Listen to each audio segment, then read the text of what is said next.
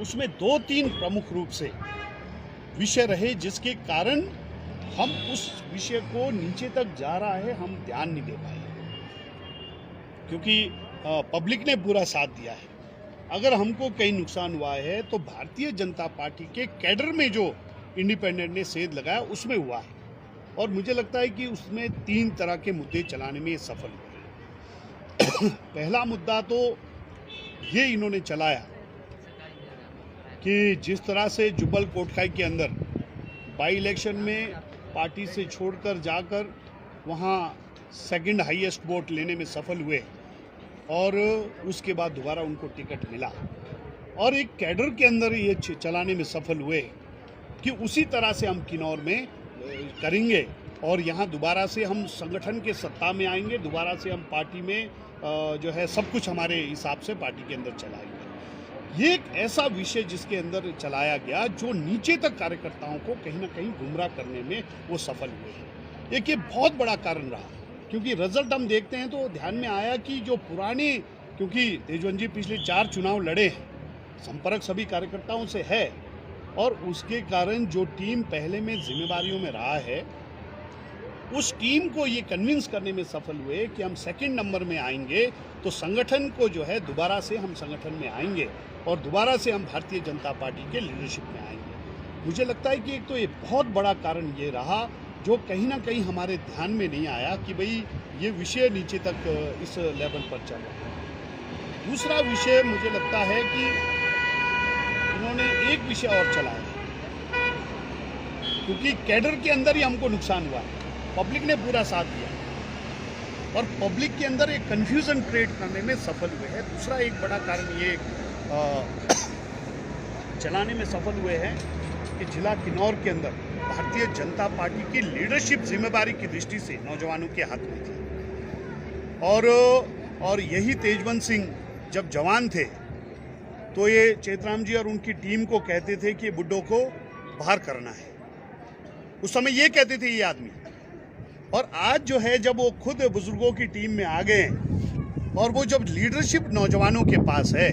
हालांकि किसी लीडरशिप नौजवानों ने बुजुर्गों का अपमान नहीं किया, ना कोई इग्नोर किया, सबका सम्मान हमारी सरकार में हुआ है,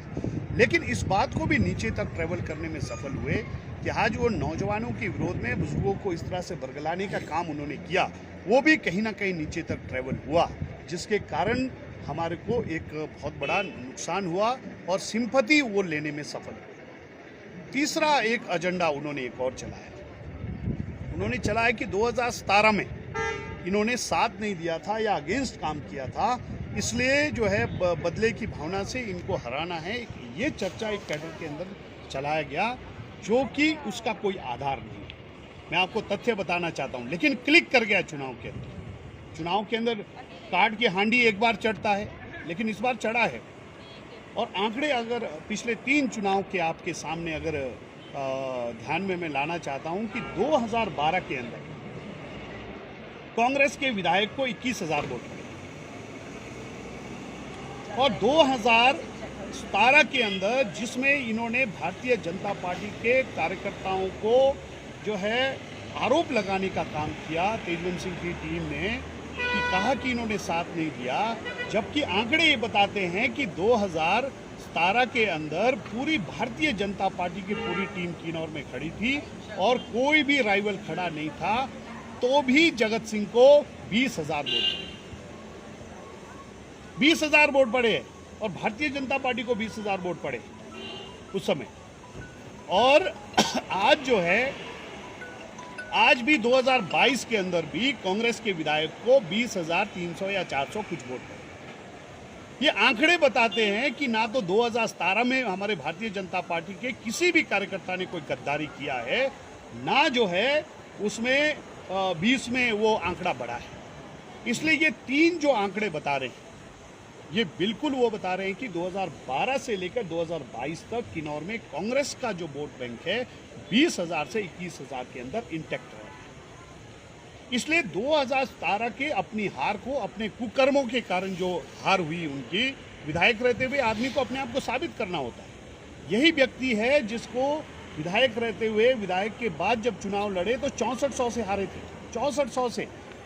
और पहली बार जब टिकट इनको मिला तो किन्नौर में कोई राइवल खड़ा नहीं था, लेकिन 7600 से हारे, 11,000 वोट पड़े थे। तेजवंत सिंह को 11,000 वोट पड़े थे 2003 के अंदर। आज जो है एक राइवल खड़ा होने के बावजूद भी इस तरह के शगुफे छोड़ने के कारण कैडर को जो डिमोरलाइज किया गया, कैडर को जो गलत तरीके से प्रचार किया गया, इनके क्लिक होने के बावजूद भी भारतीय जनता पार्टी को 14,000 के लगभग वोट पड़े। इसलिए मैं ये कहना चाहता हूं कि ये 3 मुद्दे इस तरह से कैडर को डिमोरलाइज करने में और कहीं ना कहीं उनको अपने साथ लगाने में वो सफल हुए, और उसके साथ साथ कांग्रेस के साथ मिलकर एक और मुद्दा इन्होंने चलाया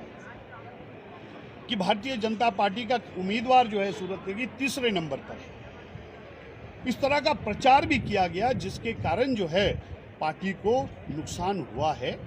और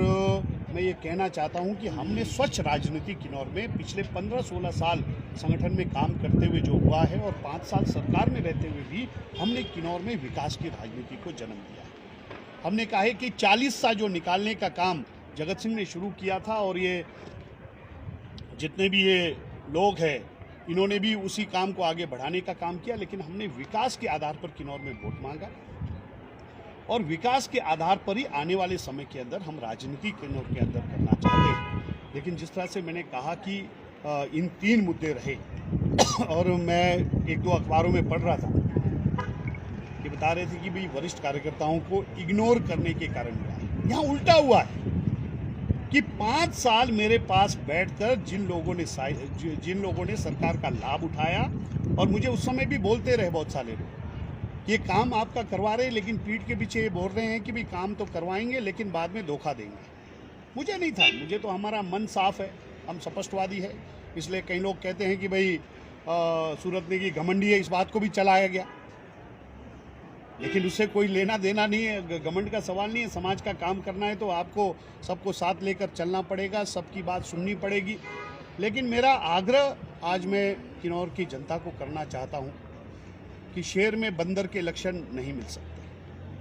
बंदर में शेर के लक्षण नहीं मिल सकते। इसलिए हर व्यक्ति की अपनी योग्यताएं हैं, अपने काम करने का तरीका है, लेकिन कुल मिलाकर हमने जिला किन्नौर के अंदर किसी भी कार्यकर्ता के साथ भेदभाव नहीं किया है। जो नीचे तक चलाने का प्रयास किया गया है उसको कहीं ना कहीं वो कैडर के अंदर क्लिक हुआ है, जो हमने ध्यान नहीं दिया। मैं उदाहरण के तौर में कह रहा हूं कि मेरे गांव में 53 वोट पड़ गए, लेकिन वहां तो एक भी कार्यकर्ता नहीं था। इसका मतलब यही है कि चेतन ब्राक्टा को जो उदाहरण देकर इन्होंने किन्नौर के अंदर ये कहा कि उसी लाइन में हम दोबारा वापस आएंगे, आज किसी भी तरह से इसको करना है, उसके कारण हमको कैडर में बहुत बड़ा नुकसान हुआ है, और उसके कारण ही पार्टी हारी है। अन्यथा जो है जगत सिंह जी को तो वोट उतने ही पड़े जितने पहले पड़े थे, और दोनों को अगर हम जोड़ेंगे तो ध्यान में आता है कि भारतीय जनता पार्टी बहुत जीती थी। और जिस तरह से कांग्रेस के लोग प्रोपेगेंडा कर रहे थे उसमें ध्यान में आता है कि किन्नौर के अंदर सरकार के विरुद्ध, सूरत नेगी के विरुद्ध एंटी इनकम्बेंसी नहीं थी। अगर ऐसा होता तो 25,000 में जाते, कांग्रेस को 25,000 में जाना चाहिए था। इसलिए कांग्रेस की जो जीत हुई है अपनी उपलब्धियों के कारण नहीं हुई है, भारतीय जनता पार्टी में जिन लोगों ने गद्दारी किया है उनके कारण ये हुआ है। इसलिए मैं आज के अवसर पर आप सभी के बीच में ये किन्नौर की जनता को ये कहना चाहता हूँ कि किन्नौर की मैंडेट का हम स्वागत करते हैं, लेकिन जिस समर्पण की भावना से हमने पिछले 16-17 साल किन्नौर के अंदर काम किया है, विपक्ष में रहते हुए भी हम उसी समर्पण की भावना से किन्नौर के मुद्दों को उठाएंगे, और किन्नौर में हो चाहे प्रदेश के अंदर हो, कांग्रेस की सरकार को निरंकुश होने से नहीं होने देंगे, और किन्नौर की जनता की जो समस्याएं, किन्नौर की जनता की जो आवाज़ है उसको हम बुलंद करेंगे। इसलिए आज जो है रिजल्ट हमारे विपरीत हुआ है, लेकिन ये जो रिजल्ट हुआ है ये निकला है, ये किसी ने भी अपेक्षा नहीं किया था। उसका सबसे बड़ा उदाहरण ये है कि जगत सिंह जी काउंटिंग में नहीं आए, उनको 1% कॉन्फिडेंस नहीं था कि वो जीतेंगे, और इस तरह का जो कैडर के अंदर डिवीज़न हो जाएगा, ये 2-3 मुद्दों के कारण जो कैडर को जो है भ्रमित किया गया, उसके कारण जो इधर उधर हुआ है वो किसी को मालूम नहीं था, ना हमें पता था। कांग्रेस वाले तो हार मान के चले थे, लेकिन आज जो हमें डैमेज हुआ है, जहां हम किन्नौर के विकास के लिए भारतीय जनता पार्टी एक होकर पूरे किन्नौर में मुद्दों को उठाएंगे और जनहित की बातों को आगे उठाएंगे, डाउन होने नहीं देंगे। उसके साथ साथ जिन लोगों ने जो कार्यकर्ता इन 2-3 बातों के कारण गुमराह हुए हैं, उनके पास भी हम घर घर जाएंगे, उनसे अपनी बात रखेंगे। और गलत प्रचार जिस तरह से किया गया कि घमंडी हो, जब कुछ नहीं मिला तो घमंडी है, ये यानी कि आप लोगों के जो ये प्रचार कर रहे थे उनके बारे में तो क्या क्या आरोप नहीं लगे जब विधायक रहते थे। बदतमीजी के टांगे ऊपर करके जिस तरह से वो रेस्ट हाउस में बैठते थे, टेबल के ऊपर टांगे उठाकर, वो हमारे सबके ध्यान में है। और मैं आपको ये भी कहना चाहता हूँ कि 40 साल की जिस तरह से राजनीति किया गया, क्या हमें मालूम नहीं है किन्नौर में किसी व्यक्ति को एड्स की बीमारी हुई है? हमने चुनाव में उसको भी नहीं उठाया, उसको भी नहीं उठाया। हमको लग रहा था विकास के आधार पर हमको चुनाव लड़ना है, और विकास के आधार पर हम चुनाव लड़ना चाहते हैं, और ये बीमारी कुकर्मों के आधार पर होता है। उसके बावजूद हमने कहा एक स्वच्छ राजनीति होना चाहिए, गलत राजनीति ना हो, इसकी ओर हमने ध्यान दिया है। और आने वाले समय के अंदर भी भारतीय जनता पार्टी किन्नौर में किन्नौर की जनता के हितों को उठाएगी, और किन्नौर के हितों के लिए जिस तरह से पहले काम करती रही है, उन्हीं विषयों को लेकर हम आगे बढ़ेंगे। और मैं आपको आश्वासन देना चाहता हूं कि भारतीय जनता पार्टी 365 दिन काम करने वाली पार्टी है और जनहित में काम करने वाली पार्टी है। और मुझे भी इस बात की खुशी है कि 1991 से लेकर मेरी पहली प्रायोरिटी संगठन है, विचारधारा है, जनहित है। उन मुद्दों को लेकर हम लड़ रहे हैं, और आने वाले समय के अंदर भी हम किन्नौर के लिए सब कुछ करेंगे, किन्नौर के अधिकारों के लिए लड़ेंगे, और किन्नौर को किसी भी हालत में किन्नौर के अधिकारों का हनन नहीं होने देंगे। और मेरा सुझाव है यहाँ के विधायक से भी, कांग्रेस के विधायक से भी, कि वो चुनकर गए हैं, मंत्री बने, हमारी शुभकामनाएं हैं, लेकिन वो सिर्फ अपने घर की चिंता ना करें, किन्नौर की चिंता करें।